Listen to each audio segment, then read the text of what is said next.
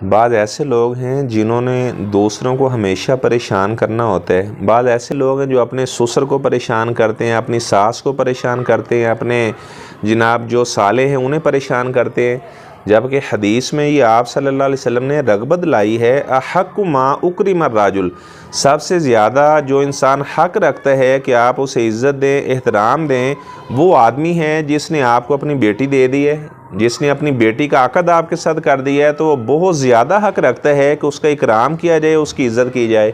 और इस तरह जिस भाई ने अपनी बहन का रिश्ता आपके साथ कर दिया है, तो वो भी बहुत ज़्यादा हक़ रखता है कि उसे आप एहतराम दें, उसकी इज़्ज़त करें। बाद ऐसे लोग हैं वो हर वक्त अपने सालों के साथ उनका झगड़ा रहता है, अपने ससुर के साथ उनका झगड़ा रहता है। तो आप सल्लल्लाहु अलैहि वसल्लम के हुक्म की खिलाफ वर्जी कर रहा है वो इंसान जो अपने फादर इन लॉ की इज़्ज़त नहीं करता, अपने ब्रदर इन लॉ की इज़्ज़त नहीं करता। और ज़ाहिर बात है जो आप सल्लल्लाहु अलैहि वसल्लम के हुक्म की मुखालफत करता है, दुनिया के अंदर भी ज़िल्लत उसका मुकद्दर बनती है और आखिरत के अंदर भी ज़िल्लत उसका मुकद्दर बनती है।